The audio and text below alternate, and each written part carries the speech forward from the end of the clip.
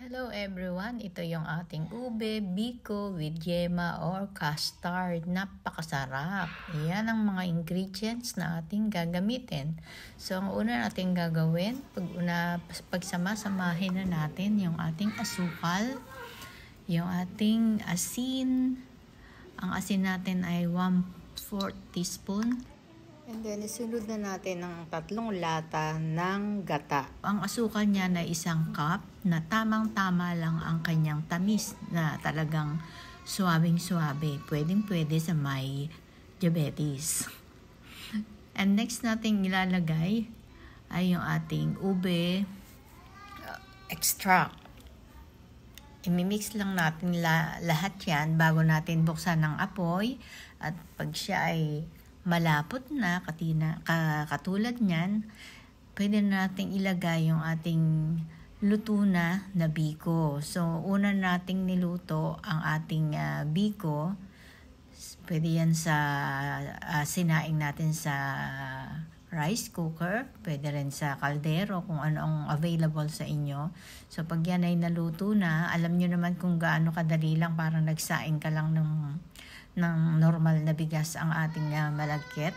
So, pagka yan ay nasaing na natin, tsaka na natin isunod yung ating mga ingredients para sa ating paggawa ng biko.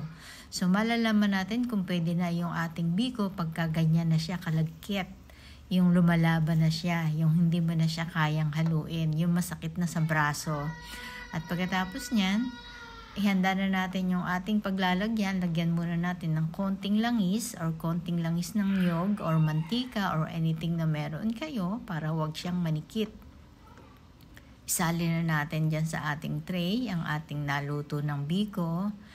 At i-flat natin siya. Siyempre kailangan flat na flat yung paglalagay natin sa ating tray para pag naglagay tayo ng ating yema ay maganda siyang tignan. Katulad niyan, 'di ba? Flat na flat, as in. And then after niyan, gawin na natin yung ating gatas. So, ayan ang gatas natin. Lagyan natin ng gatas. Kahit anong klaseng gatas na evap, pwede. Evap. Wag fresh milk. Kasi iba yung lasa ng fresh milk sa evap. So, after niyan, lagyan na natin ng condensed milk. So, yung natira kong condensed, sinimot ko lang. Kaya nagbukas ako ng panibagong lata para iyan naman yung aking, kalahati lang yan ang aking ginamit. Kalahating lata lang yung ating nagamit dyan sa pinandagdag natin. At tamang-tama lang yung kanyang tamis, yung tamis ng ating yema o custard. Tamang-tama lang siya. And then, naglagay din tayo ng cornstarch. Ang cornstarch kasi, nagpapakintab siya ng custard o ng yema. Makintab siyang tignan. At syempre, nagpapalapot na rin. Madali siyang lumapot. Dahil nga hindi naman natin lulutuin yan, nilalagay lang natin sa oven. So, gagawin natin, ilagay na natin yung ating egg yolk. Siguruhin lang na walang kasamang puti para hindi matigas yung ating yema. Ibukod natin yung white eggs kasi yung egg whites ay magagamit natin siya sa merengue. Kung ikaw ay magbe-bake ng puto, magagamit mo siya. Kung ikaw ay gagawa ng mga cake, magagamit mo ang egg whites. So, itabi natin yung egg whites na yan at napakahalaga niyan. Marami tayong mapaggagamitan. So, after nyan, imimix na natin lahat all together yung ating yema. Paghalu-haluin lang natin siya sa isang lalagyan at pagkatapos guruhin lang na walang sasamang puti. So after niya, lagay na natin yung ating vanilla.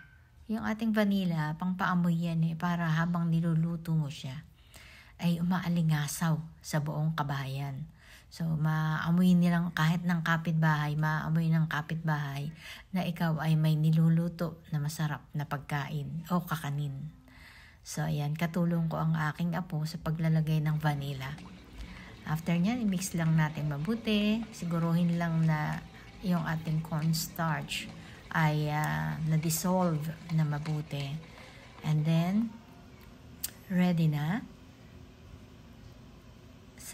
Kumuha tayo ng salaan. Kailangan salain natin siya para siguradong walang mga buo-buo na cornstarch. Dapat walang mga buo-buo na cornstarch para makinis ang ating leche flan or custard or yema.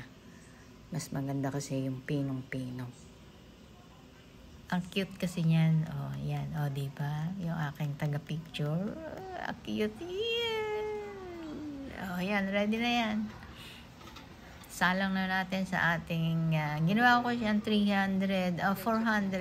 Ang ginawa ko sa kanya, kung nakikita nyo sa screen ay 350. Ginawa ko yung 400. Kasi parang mahina siya. So, ayan, ready na. I-bake na natin. And ito na nga yung ating ube biko with custard. Thank you for watching. See you again. Bye!